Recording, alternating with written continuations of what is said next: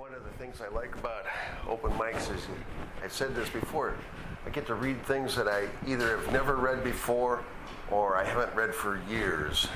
Tonight I want to do 3 poems, and they're all set here in Como. I mentioned this before, I was raised in Como Park on the South Como. I live on North Como now, and right now we're no longer in St. Paul, we're in Falcon Heights. If you go across the street, you're in St. Paul. And that's important because one of the poems mentions Falcon Heights. And I want to read 3 poems about darkness. Well, I guess I opened up to this one right off the bat. This follows George's poem because this is about automobiles in a different way. The Plains Indians had Counting Coup. This is titled Counting Coups. It's also very political in an underground way. Counting Coups. In stocking feet past midnight, I rode shotgun while Jimmy drove Old Valiant down alleyways in Falcon Heights. On Roseville's garden paths, where college professors and strange tribes of men slept in their ramblers and their ranch houses. Jimmy slowed as I opened the door, then ran ahead without noise. No sand crunching, no cloth rustling, just the sweet breezes through lilacs. Street lamps cast hard shadows, so I easily moved through night holes. I didn't want your daughter, your inside jewels, the cat, the dog, or your parrot. I wanted pony parts. A taillight lens, a red one with trim for a Mustang. I wanted a die-hard battery for my unpredictable Mercury. And I wanted a generator for Jimmy's Old Valiant. Then I found the GMC Suburban and used my tool efficiently.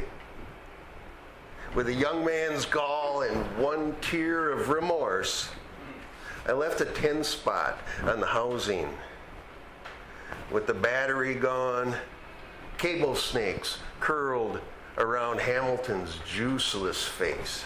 Stars shimmied, the neighborhood was quiet. So still that I wondered, who could live in a Federalist house or those colonials safely sleeping away?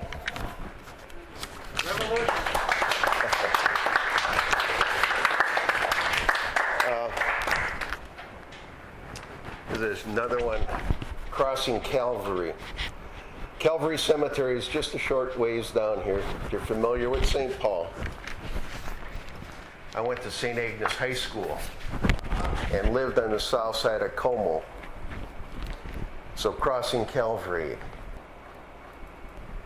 Every high school day, I crossed Calvary Cemetery and walked over the old graves. They were level with the sod and showed neither rise nor depression.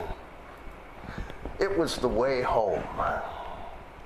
Even after Friday night dances, I'd hop the back fence about midnight, past the darkened mausoleums, rush toward the front gate, which was guarded by a 20-foot angel with a sword.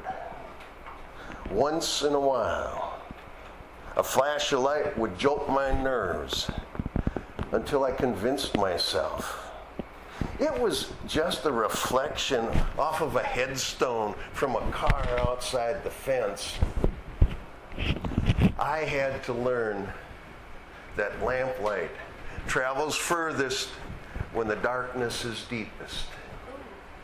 And when darkness said differently, my heart already knew I was not alone.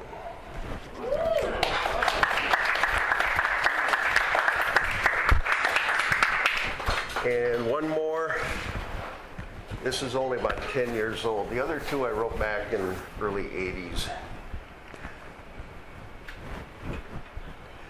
God's in everything, even the darkness. Yesterday, I walked in the park and thought, God's in everything, yet I didn't feel happy or holy. My gloom is tar in road cracks, just a simple repair job to get me by. God is in everything, even the darkness. And I saw machines demolishing the shower rooms and chewing the blue concrete of the pool where I learned to dive into the deep end. 40 years ago, under the drooping lilac, I stopped a gangbang there, and the splayed girl on the warm Chevrolet swore at me. And the young men swore at me. And they all left so I could climb over the fence and swim alone in the dark. Sometimes a swimming pool fills with disease. Sometimes lilacs are allergens. Sometimes bursting green elms are preparing to fall. Yesterday, I walked through the park. I wasn't happy, although I thought, God is in everything, even the darkness. Thank you.